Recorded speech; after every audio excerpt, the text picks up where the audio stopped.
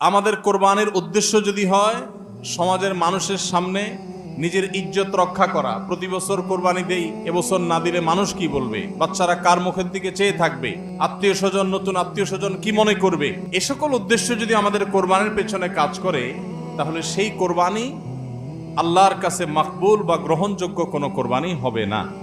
কোরবানি প্রসঙ্গে আল্লাহ রাব্বুল আলামিন বলেছেন, ইন্নামা ইয়াতাকাব্বালুল্লাহু মিনাল মুত্তাকিন। আল্লাহ তাআলা শুধুমাত্র মুত্তাকিদের ত্যাগ, তাদের উৎসর্গ, তাদের কোরবানি, তাদের স্যাক্রিফাইস, এটা আল্লাহ তাআলা কবুল করবেন। অতএব যাদের ভিতরে তাকওয়া নাই তাদেরটা আল্লাহ তাআলা গ্রহণ করবেন না, কবুল করবেন না। আমরা যে আয়াত পড়েছি সেই আয়াতও দেখেছি আল্লাহ রাব্বুল আলামিন ইরশাদ করেছেন যে আমাদের কোরবানির রক্ত, আমাদের কোরবানির পশুর গোশত, এর কিছুই কি আল্লাহর কাছে যায়? কিছুই আল্লাহর কাছে যায় না। অন্য সব ইবাদত, আর্থিক ইবাদত, এটার ফিডব্যাক আমাদের কাছে আসে না সাধারণত। আমরা যখন দান সাদাকা করি, দান সাদাকা করলে ওইটা কি নিজে খাওয়া যায়? যখন দান করি, সাদাকা করি, তখন এটা আল্লাহর তরফ থেকে গরিবদেরকে দিয়ে দিতে হয়, নিজে খাওয়া যায় না। কোরবানি এমন একটা ইবাদত যে আমরা কোরবানি করার সময় বললাম বিসমিল্লাহ আল্লাহু আকবার,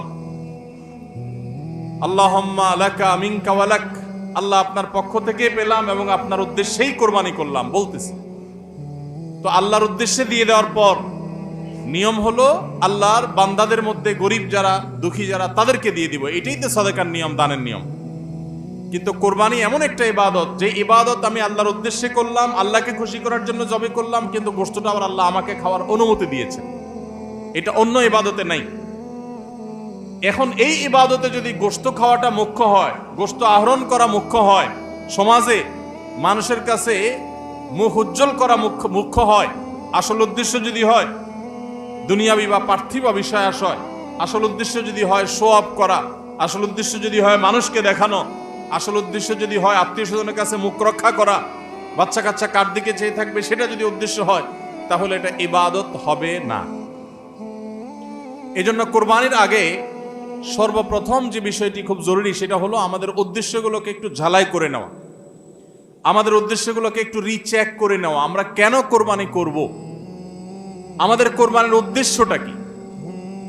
যদি শুধুমাত্র আল্লাহ সন্তুষ্টি উদ্দেশ্য হয় আর সে উদ্দেশ্যে আমি কোরবানি করি, গোশত আমার মুখ্য না, তাহলে সেক্ষেত্রে একটা গরু আমি যে দামে কিনেছি, বাজার দর তার চাইতে আরো অনেক কম, তাহলে আমার আফসোস হওয়ার কথা না। কারণ আল্লাহ তাআলা সওয়াব দেওয়ার সময় গোশত কয় কেজি হয়েছে সেই হিসাবে দিবেন, নাকি আমি কি পরিমাণ টাকা আল্লাহর রাহে খরচ করলাম সেই পরিমাণ দিবেন? আমার খরচ করা টাকা আল্লাহর উদ্দেশ্যে যদি এটা নিয়োগ করে থাকে, তাহলে 1 লক্ষ টাকার গরু আপনি কোরবানি দিচ্ছেন, নিয়ত যদি সহি হয়, বিশুদ্ধ হয়, দুনিয়াবি কোনো ধান্দা যদি না থাকে, তাহলে আল্লাহ তাআলা সওয়াব কি 1 লক্ষ টাকার দিবেন, নাকি ওই গরুটার দাম বাজারে 80,000, আপনি কিনছেন 1 লাখ, তাহলে আল্লাহ বলবেন না তুমি কেন বেশি দিয়ে কিনছো, ওইটার দায়িত্ব তোমার, আমি 80,000 সওয়াব দেব? এমন হবে? কিন্তু তারপরেও আমরা কোরবানির পশু কেনার পর দেখা যায় ওইটা নিয়ে আমাদের অনেকের হেজিটেশন থাকে, আফসোস থাকে। হ্যাঁ, সন্দেহাতীত ভাবে আপনি মার্কেটে যে, গরুর বাজারে যে মূলামূলি করে উপযুক্ত ন্যায্য মূল্যে আপনি কিনবেন, অতিরিক্ত দাম কোনো যৌক্তিক কারণ ছাড়া আপনি কসাইকে বা গরু বিক্রেতাকে কেন দিবেন? সেটা দেওয়ার কোনো যুক্তি নাই। আপনি অবশ্যই মূলামূলি করে ন্যায্য মূল্যে কেনার চেষ্টা করবেন, কিন্তু কেনার পর এর দাম কত হইলো না হইলো, গোশত কয় কেজি হলো, পার কেজি কত পড়লো, তাতে লস হইলো না লাভ হলো, এগুলা সবগুলো প্রমাণ করে যে কোরবানির উদ্দেশ্যে ভেজাল আছে। ভাইরা আমার, আমরা কোরবানি সাধারণত বেশিরভাগ মানুষ গরু দিতে পছন্দ করি। এর অনেক কারণ আছে অবশ্য। আমাদের দেশে ছাগল উৎপাদন হয় খুব কম, নানা কারণে ছাগল উৎপাদনের জন্য আমাদের এই দেশ, পৃথিবীর অনেক দেশে ছাগল অনেক বেশি উৎপাদন করা যায়। বৃষ্টি বাদল এবং ঝড় তুফানের দেশে ছাগল উৎপাদন করা নানা কারণে কঠিন, যার কারণে গরু উৎপাদন বেশি হয়, আমরা গরু কোরবানি বেশি করি। এটা দোষের কিছু না, বরং এটা স্বাভাবিক। কিন্তু আমাদের অনেকের হয়তো গরু কোরবানি করার মতো সাধ্য নাই, ছাগল কোরবানি করার সাধ্য আছে। তারপরও দেখা যায় হাওলাত বরাত করে হলেও গরু কোরবানি দেই। কেন? কারণ ছাগল কোরবানি দিলে আশেপাশে মানুষ কি বলবে? এরকম জিনিস আমাদের মধ্যে আছে না নেই? যে এত বড় লোক মানুষ, এতদিন তো জানতাম পয়সা কড়ি আছে, উনি আবার ছাগল কোরবানি দিল, তাহলে চোখ মুখ মানুষের সামনে কেমনে দেখাবে?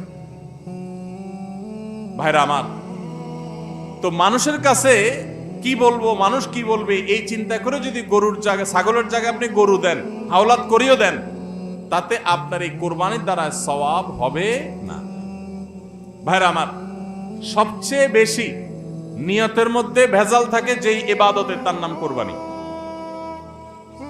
অন্য কোন ইবাদতে নিয়তের মধ্যে ভেজাল এত বেশি থাকে না, কোরবানিতের মধ্যে নিয়তের ভেজাল যত বেশি থাকে। কারণ কি? কারণ হলো ওই যে কোরবানি করার পর এটার ফিডব্যাক, এটার উপকারিতা, গোশতগুলো, এগুলো সব নিজেই ভোগ করে মানুষ, আপনার কাছে আবার ফিরে আসে। এই জন্য নিয়তের মধ্যে ভেজালের সম্ভাবনা অনেক বেশি থাকে। ভাইরা আমার, আমাদের প্রিয় নবী সাল্লাল্লাহু আলাইহি সাল্লাম তিনি কিন্তু গরু কিংবা ওঁট দিয়ে কোরবানি দেন নাই। এর মানে এইটা না যে গরু বা ওঁট দিয়ে কোরবানি দিলে সওয়াব কম হবে, এটা না।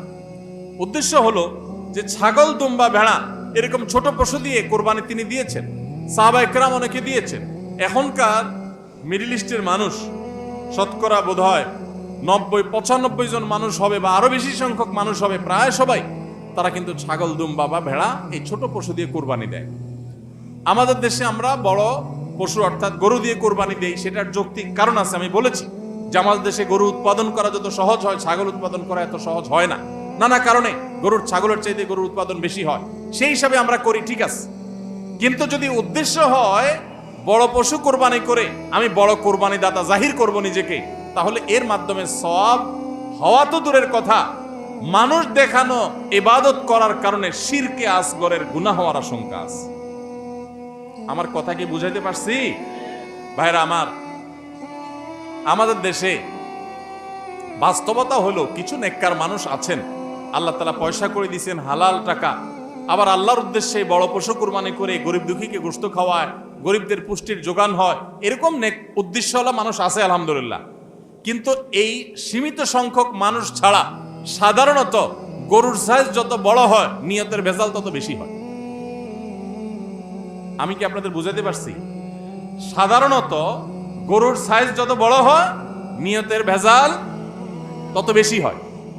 সব ক্ষেত্রে এটা প্রযোজ্য না। অনেক নেককার মানুষ আছেন যে গরুর সাইজে বড়, মাশাআল্লাহ নিয়তটাও খালেস, আবার উপার্জনও হালাল, এরকম আল্লাহর বান্দাও আছেন, কিন্তু তাদের সংখ্যা খুবই কম। সাধারণত গরুর আকার যত বড় হয়, এই বেশিরভাগ এই শ্রেণীর কোরবানি দাতাদের নিয়তে ভেজাল বেশি। আপনি ঢাকা চলে যাবেন, গুলশান, বাড়িধারা, ঢাকার একেবারে এলিট শ্রেণী মানুষের বসবাস যে সমস্ত এলাকায়, সে সমস্ত এলাকায় দেখবেন এক এক বাড়ির ভিতরে গ্যারেজে বিশাল বড় বড় 3টা, 4টা, 5টা গরু, এক একটা 4 লাখ, 3 লাখ, 5 লাখ এরকম দামের গরু। এই বাড়িওয়ালাদের বেশিরভাগ লোকদেরকে দেখবেন জীবনে এরা মসজিদের ধারে কাছেও যায় না, কিন্তু কোরবানিটা করে মাশাআল্লাহ। কারণ কি? একে তো কোরবানি করে গরিব দুঃখী লাইনে দাঁড়ায় থাকবে, আপনার চেয়ারে বসে বসে গরিব দুঃখীরে কোরবানি গোশত দেব, ভালোই তো লাগে। একটা বাকাওয়াতি জাহির হয়, দানবীর সেটা জাহির করা যায়, উৎসব হয়, আনন্দ হয়। আমি আগে বলেছি কোরবানি এটা উৎসব, কোরবানি একটা ইবাদত, এটা ইসলাম এবং মুসলমানদের সংস্কৃতি, সন্দেহ নেই। কিন্তু সব কিছুর উপরে ইবাদতের মানসিকতা প্রাধান্য থাকতে হবে। কারণ ইব্রাহিম আলাইহিস সালাম যে কোরবানি করেছিলেন, সেই কোরবানি মূলত আল্লাহর নির্দেশ পালনার্থে করেছিলেন। তিনি মূলত আল্লাহর কাছে প্রমাণ করেছেন বা আল্লাহর কাছে প্রকাশ করেছেন যে আল্লাহ যত আদেশ করেন, যত নিষেধ করেন সব তিনি মানবেন। এমনকি নিজের সন্তানকে কোরবানি করার নির্দেশ আল্লাহ করার পর সেটাও মানতে তিনি প্রস্তুত হয়েছেন। আল্লাহ সন্তান কোরবানি হইতে দেন নাই, কিন্তু তিনি পরীক্ষায় পাশ করে ফেলেছেন। এই কোরবানি আমাদেরকে শিক্ষা দেয় আল্লাহর আদেশ নিষেধ আমার যুক্তিতে ধরুক আর না ধরুক, আমার বুঝে খাটুক বা না খাটুক, আমার পক্ষে যাক আর বিপক্ষে যাক, আমার ভালো লাগুক আর না লাগুক, সর্বাবস্থা আমি আল্লাহর আদেশ নিষেধ মেনে চলবো। এটাই হলো কোরবানির প্রধান শিক্ষা। আল্লাহ তাআলা আমাদের সবাইকে সেই শিক্ষা মাথায় রেখে শুধুমাত্র আল্লাহকে খুশি করার উদ্দেশ্যে কোরবানি করার তৌফিক দান করুন। মেয়ে বিয়ে দিয়েছেন, বা ছেলে বিয়ে করাইছেন, ব্যয়ের বাড়ি থেকে মেহমান আসবে, ব্যয়েরা জিজ্ঞেস করবে ব্যয় কি কোরবানি দিচ্ছেন, একটা ব্যাপার সেপার আছে। তখন যদি বলেন যে ব্যয় সাহেব এবার টাকা পয়সা হাতে নাই, সেজন্য এবার কোরবানি দিব না, তাহলে মুখ থাকে। এই জন্য একটা কোরবানি দেওয়া লাগে। এই কোরবানি কি ব্যয় হিসাবের জন্য হলো না আল্লাহর জন্য হলো? এই ব্যয় হিসাবের জন্য কোরবানি করলে সেখানে সওয়াব হবে না, বরং শিরক হবে, শিরকে আসগর। এটাকে শিরকে আসগর বলা হয়। আল্লাহ তাআলা আমাদের সবাইকে আল্লাহকে খুশি করার জন্য কোরবানি করার তৌফিক দান। আল্লাহকে খুশি করার জন্য যে কোরবানি করছেন, মাঝে মধ্যে একটু অ্যাসিড টেস্ট করবেন। অ্যাসিড টেস্ট বলবো, ধরেন আপনি প্রতি বছর গরু কোরবানি করেন, এক বছর হঠাৎ করে ছাগল কোরবানি করেন, ছাগল কোরবানি করেন। আপনি বলবেন এই বছর তাহলে তো গরু গোশত দিতে পারবো না, তো আরো কয়েকটা ছাগল কিনে কোরবানি আরো বেশি করা যায়। তো একজনে একটা বেশি করলে সমস্যা নাই। ছাগল অনেকগুলো কিনে গরিব দুঃখীদেরকে দিয়ে দেন, তারা কোরবানি করে, তারা গোশত খায় ফেলাকে আপনার তরফ থেকে কোরবানি হয়ে যাবে। আপনি একটা ছাগল করেন, দেখেন এটা মানাইতে পারেন কিনা নিজেরই। যদি কোনো অসুবিধা না হয় মানাইতে, তাহলে আলহামদুলিল্লাহ আল্লাহর শুকর আদায় করতে পারেন যে আপনার নিয়তের মধ্যে বোধহয় ভেজাল নাই। আর যদি মনে হয় না প্রতি বছর গরু দেই, এবার ছাগল দিলে কেমনে হয়, মানুষ কি বলবে, তাহলে বুঝতে হবে ডাল মে কুচ কালা নেই, পুরা হি কালা হয়। আল্লাহ তাআলা আমাদের সবাইকে ইখলাসের সাথে, তাকওয়ার সাথে কোরবানির এই আমলটি সম্পাদন করার তৌফিক দান করুন। ভাইরা আমার, কোরবানির সামনে আসছে, এখন থেকে আমরা একটু পরিবারের সদস্যদেরকে নিয়ে বসি, বাচ্চা সহ ফ্যামিলির সব সদস্যরা একটু বসেন, মশওয়ারায় বসেন, পরামর্শ মজলিসে বসেন, বসে জিজ্ঞাসা করেন আমরা আসলে কোরবানিটা কেন করতেছি। গোশত খাওয়া, ফ্রেশ গোশত আহরণ করা, মানুষের সামনে নিজেদের মুখ উজ্জ্বল করা, কি ধান্দা, উদ্দেশ্য কি?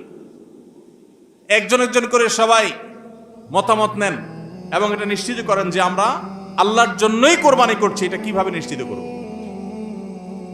একটা তো বললাম যে বিশাল বড় গরু কোরবানি করেন সব সময়, এবার একটু ছাগল কোরবানি করেন, দেখেন তো মনে মানাইতে পারেন কিনা। কারণ আপনি বলবেন ভাই গরু কোরবানিতে অনেক টাকা লাগে, ছাগলে তো অনেক কম টাকা লাগে, তাহলে এই কোরবানি ওইটার চাইতে কিভাবে উত্তম হয়? আমি উত্তম বলতেছি না, আমি বলতেছি যে আপনার নফস, আপনার মন মানে কিনা যে আমি গরুর জায়গায় ছাগল কোরবানি করলেও তো হবে, হবে না হবে না? কেউ যদি ছাগল কোরবানি করে তার কোরবানি হবে কি হবে না? হবে। কোরবানি ছাগলও করা যায়, গরুও করা যায়, ভেড়াও করা যায়, দম্বাও করা যায়, মহিষ দিয়েও করা যায়, উট দিয়েও করা যায়, এসব পশু দিয়ে কোরবানি করা যায়। অতএব আপনি এবছর একটু ছাগল দিয়ে করেন, বাকি গরু কেনার যে আরো বাজেটের টাকা ছিল সেগুলো দিয়ে আরো কয়েকটা ছাগল কিনে গরিব মানুষকে দিয়ে দেন। ওটা যাতে এলাকা মানুষ টেন না পায়, অন্য এলাকায় দিয়ে দেন। আমরা সুন্নাহ ফাউন্ডেশনের তরফ থেকে সারা দেশে বিভিন্ন জায়গায় জায়গায় কোরবানি করি। অনেক প্রবাসী আছেন, অনেকে ইউরোপ আমেরিকার এমন এমন দেশে আছেন সেখানে কোরবানি চাইলেও করা যায় না, সুযোগ নাই। বা দেশে অনেকে আছেন যে তার হয়তো সে সুযোগ নাই, ক্যাপাসিটি নাই, নানা কারণে সুবিধা অসুবিধা আছে। তো আমরা তাদের তরফ থেকে কোরবানি করে দেশের বিভিন্ন গরিব দুঃখীদের আপনার বাসা বাড়িতে আমরা তাদের ঘরে ঘরে গোশত পৌঁছাই দিই। তো আপনি গরুর বাজেটের টাকা দিয়ে একটা ছাগল কিনে বাকি টাকা দিয়ে এরকম ছাগল কিনে মানুষকে দান করে দেন, জবাই করে অন্য মানুষকে গোশত দিয়ে দেন। এলাকা দিলেন না, মানুষ টের পারো না, তাহলে মনকে মানাতে পারেন কিনা দেখেন। এটা হলো অ্যাসিড টেস্ট। আমি বলতেছি না সবসময়, মাঝে মধ্যে এরকম করে দেখেন যে মন মানে কিনা। যদি দেখেন যে না মন মানে, তাহলে আলহামদুলিল্লাহ ভাইরা আমার। আর একইভাবে মাঝে মধ্যে আমার কোরবানি আমি জবাই করলাম, গোশত সব দিয়ে দিলাম, ফ্রিজে খুব একটা ভরলাম না, অল্প স্বল্প রাখলাম। কারণ আল্লাহ তাআলা বলেছেন ফাকুলু মিনহা ওয়া আতি'মুল বাঈসাল ফাকির, ফাকুলু মিনহা ওয়া আতি'মুল কানি' ওয়াল মু'তার। কোরবানি গোশত নিজেও খাবো, গরিব দুঃখীকেও খাওয়াবো, যে চায় তাকেও দিব, যে চায় না আত্মীয় স্বজন তাদেরকেও দিব। অতএব মুস্তাহাব এই তিনও ভাগে ভাগ করা, কিন্তু এটা ফরজ ওয়াজিব না। তাহলে আমি পরিমাণ একটু কম রেখে বেশিরভাগই দিয়ে দিলাম। মন মানে কিনা দেখেন, মন মানে কিনা। অনেকে আছেন লামসাম সামান্য একটু দিয়া আর সব ফ্রিজে ঠেলতে ঠেলতে ফ্রিজের দরজায় লাগে না, পারলে রশি দিয়া বাঁধে যে দরজা লাগে না। কারণ গোশত, পায়া, ভুড়ি, কলিজা, ফ্যাপসা সব ঢুকাইতে ঢুকাইতে ফ্রিজ বেচারা জাম হয়ে গেছে। তাহলে কোরবানি কেন করতেছি? গোশতের জন্য যদি কোরবানি হয়, এই কোরবানি কোরবানি না, এটা ফুর্তি। কোরবানি তো ত্যাগের নাম। আপনার ভিতরে ত্যাগ কতটা আছে, ত্যাগের মানসিকতা কতটা আছে। আপনি আল্লাহর রাহে আল্লাহকে খুশি করার জন্য লাখ টাকা দিয়ে গরু কোরবানি করেন, ভালো কথা। আপনার মধ্যে আসলে ত্যাগের মানসিকতা আছে কি এটা প্রমাণ করার জন্য মাদ্রাসা, নতুন মাদ্রাসা হচ্ছে, সেখানে লক্ষ লক্ষ টাকার দরকার আছে, আপনি সেখানে 20,000 50,000 টাকা অকাতরে দিতে পারেন কিনা, এটা অ্যাসিড টেস্ট। সেখানে টাকা বাইর হয় না। কোরবানিতে লাখ টাকা দেন, মাদ্রাসা টাকা দেন না, মসজিদে টাকা দেন না, আরো অনেক দিনের কাজ আছে সেখানে টাকা দেন না। গরিব দুঃখী মানুষ আছে, তাদের দরকার। একজন গরিব, তার চিকিৎসা মাত্র 20,000 টাকা হলে হয়ে যায়, আপনি 20,000 টাকা দিতে পারেন কিন্তু দেন না, 2,000 দেন, 500 টাকা দেন, কিন্তু কোরবানির সময় মাশাআল্লাহ 1 লাখ টাকার গরু কিনেন। যদি আল্লাহর জন্যই হয়, স্যাক্রিফাইসও যদি হয়, কোরবানিও করেন, ওখানেও দেন, কিন্তু কোরবানির সময় আসেন ওখানে নাই, তাহলে আপনার এই কোরবানিটা কি আল্লাহর জন্য হচ্ছে না নিজের জন্য হচ্ছে, আল্লাহর খুশির জন্য হচ্ছে না অন্য কোনো উদ্দেশ্য হচ্ছে? এই প্রশ্ন জোরালোভাবে আমাদের অবশ্যই রাখতে হবে। ভাইরা আমার, এর মানে আবার কেউ এটা বুঝেন না যে কোরবানি কম হোক আমরা সে চেষ্টা করবো না, কোরবানি আরো বেশি বেশি করার চেষ্টা করবেন। কোরবানি যত বেশি হবে তত আমাদের সব দিক থেকে লাভ। যারা কোরবানি বিদ্বেষী, সেকুলার, বিশেষ করে এক শ্রেণীর মুসলিম বিদ্বেষী নাস্তিক আছে, কোরবানির মৌসুম আসলেই দেখবেন এদের পাখা গজায়। এরা দেখবেন গরুর প্রতি মায়া এত বেশি, এত দরদ, তারা বলে আহারে এতগুলো গরু জবাই করে ফেলা হবে, এই গরুগুলোর ভিতরে প্রাণ আছে, কত নির্মমতা। এরকম দেখবেন এরা এখন থেকে, এই কদিন পর থেকে দেখবেন সোশ্যাল মিডিয়াতে, ফেসবুকে তাদের এই সমস্ত জিগি শুরু হয়ে যাবে, আছে না নাই? এরা আবার সকাল বিকাল বিফ ছাড়া, মাটন ছাড়া, অর্থাৎ গরু গোশত আর খাসি গোশত ছাড়া, মুরগির গোশত ছাড়া তাদের নাস্তাও চলে না। তাদের নাস্তায় থাকে হলো আপনার চিকেন স্যান্ডউইচ, তাদের দুপুরে থাকে হলো বিফ কারি, তাদের রাতে থাকে হলো গরুর কালাবুনা অথবা মাটন, ডাল খাসি। 3 বেলা গোশত ছাড়া চলে না। কিন্তু মুসলমানদের কোরবানি আসলে তাদের কি হয়? অ্যালার্জি ছাড়া চুলকানি শুরু হয়, আছে না নাই? এই জন্য এদের প্রতিবাদে কোরবানি আরো বেশি করে করবেন, কিন্তু সেটা আল্লাহকে খুশি করার জন্য যেন হয়। কারে খুশি করার জন্য হবে? আল্লাহকে খুশি করার জন্য। ভাইরা আমার, কোরবানি যত বেশি হবে আমাদের যেরকম সওয়াব হবে, আমাদের দেশের অর্থনীতিতে অনেক বেশি কল্যাণ বয়ে আনবে এই কোরবানি। কিভাবে সেটা? প্রতি বছর কোরবানিতে যে লক্ষ লক্ষ গরু ছাগল জবে হয়, এই লক্ষ লক্ষ গরু ছাগল এগুলো তো আসমান থেকে নাজিল হয় না, জমিন ফেড়ে বের হয় না। এক সময় ইন্ডিয়ান গরুর উপরে আমাদের দেশ নির্ভর ছিল। আলহামদুলিল্লাহ গত বেশ অনেক বছর ধরে আপনারা দেখেন যে আমাদের দেশীয় গরু দিয়েই আমাদের কোরবানির ম্যাক্সিমাম চাহিদা প্রায় পূরণ হয়ে যায়। ইন্ডিয়ান গরুর উপরে এখন আর আমাদের কোরবানি নির্ভর নয়। এই যে গরুগুলো উৎপাদন হচ্ছে, আপনি উত্তরবঙ্গে গেলে দেখবেন, আমি যাই বিভিন্ন সময়, সিরাজগঞ্জ যাবেন, পঞ্চগড় যাবেন, ঠাকুরগাঁ যাবেন, দিনাজপুর যাবেন, বিভিন্ন জায়গায় যাবেন উত্তরবঙ্গে, দেখবেন যে কৃষকরা তারা অনেকে গরু পালন করছেন। আমরা সুন্নাহ ফাউন্ডেশন থেকে যখনই কোনো বিধবাকে, কোনো গরিব অসহায় মানুষকে স্বাবলম্বী করার জন্য বলি আপনাকে কোন জিনিসটা কিনে দিলে আপনার বা ভালো হয়, আপনি সেটা দিয়ে উপার্জন করতে পারবেন।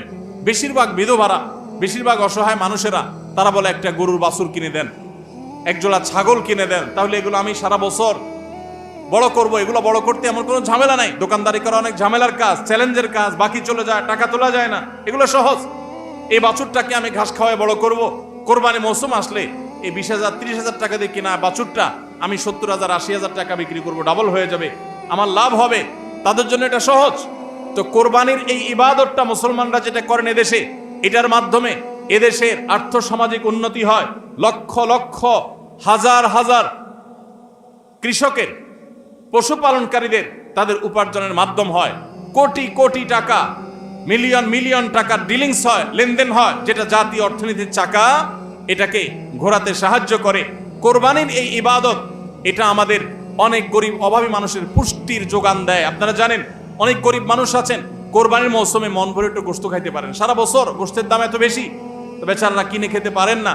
তাহলে কোরবানির এই গোশত, কোরবানির এই উৎসব, এই ইবাদত, এটার মাধ্যমে পশুপালনকারীদের উপার্জনের মাধ্যম হয়।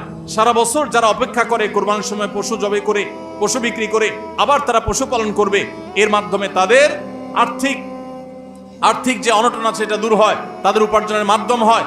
আবার গরিব অভাবী মানুষ যারা আছে, যারা পুষ্টির অভাবে থাকে, পুষ্টিহীনতায় থাকে, তাদের আমিষের অভাব থাকে, তাদের খাদ্যের মধ্যে আমিষ পরিমাণ মতো থাকে না, সেই লোকগুলোর এই কোরবানি উপলক্ষে এক একজন 2 কেজি 4 কেজি 5 কেজি গোশত পাইলে কয়েকদিন ধরে তারা আমিষ খেতে পারে, তাদের পুষ্টির যোগান হয়। ভাইরা আমার, এর মাধ্যমে লক্ষ লক্ষ কোটি কোটি টাকা লেনদেন হওয়ার কারণে দেশের অর্থনীতির চাকা সচল হয়। নানা দিক থেকে এর পার্থিব উপকারিতা আছে।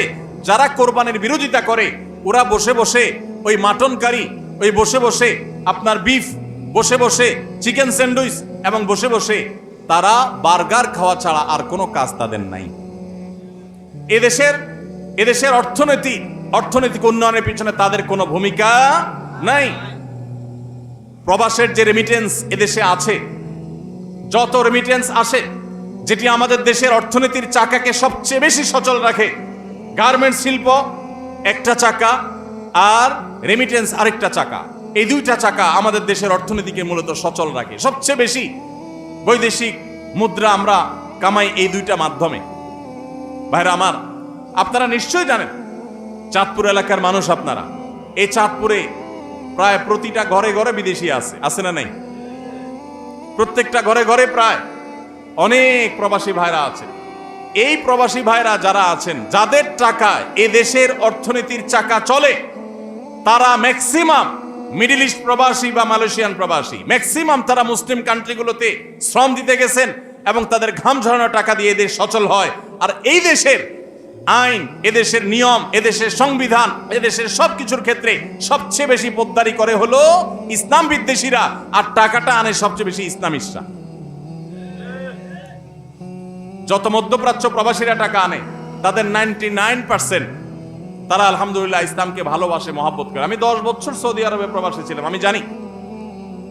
আমি মিডল ইস্টের বিভিন্ন দেশ ঘুরে ঘুরে প্রবাসীদের ব্যক্তিগত জীবন, তাদের চিন্তা দর্শন, এগুলোকে কাছে থেকে দেখার সুযোগ আমার হয়েছে।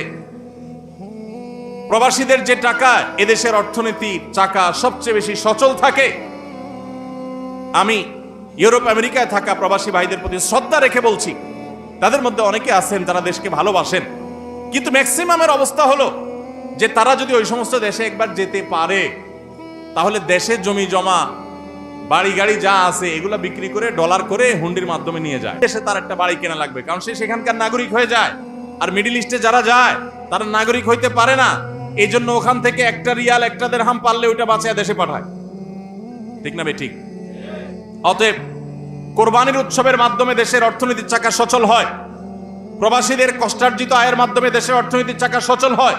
এদেশের অর্থনীতির চাকা সচল হওয়ার পেছনে সবচেয়ে বেশি ভূমিকা যাদের, তাদের বিরুদ্ধাচরণকারী যাদের কোনো ভূমিকা নাই, বসে বসে বার্গার খাওয়া ছাড়া, চিকেন আর বিফ কাট আপনার মাটন খাওয়া ছাড়া যাদের আর কোনো কাজ নাই, এরাই কোরবানি আসলে গরুর জন্য মায়া কান্না শুরু করে।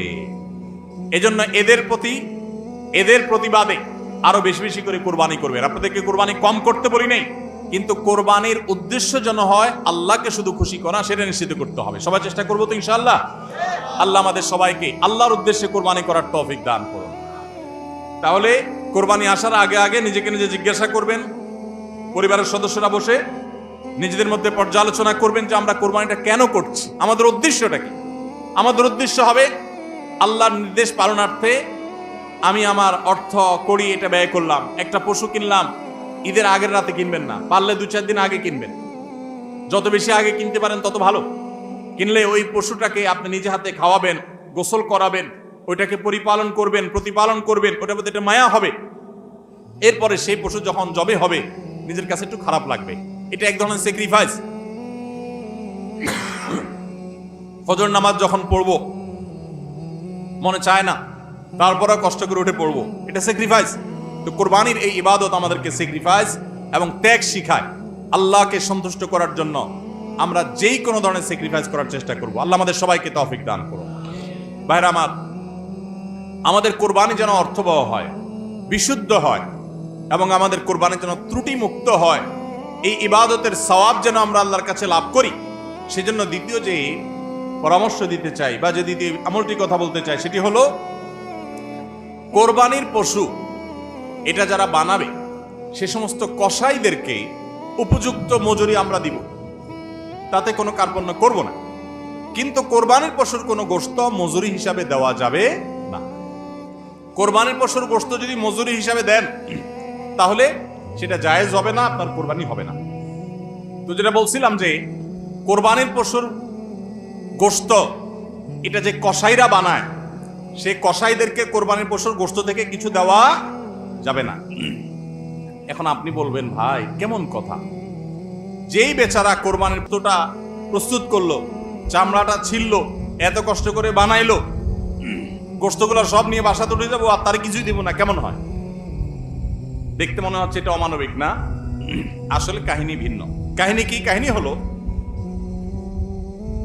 কোরবানির পশু আমরা যখন জবাই করলাম বিসমিল্লাহ আল্লাহু আকবার আল্লাহুম্মা মিনকা ওয়ালাক, এটা যখন জবাই করলাম আল্লাহর নামে, তখন এই পশু আল্লাহর নামে জবে হয়ে গেছে। এটা মূলত যেটা বললাম গরিব দুঃখীকে দেওয়ার কথা, কারণ আমরা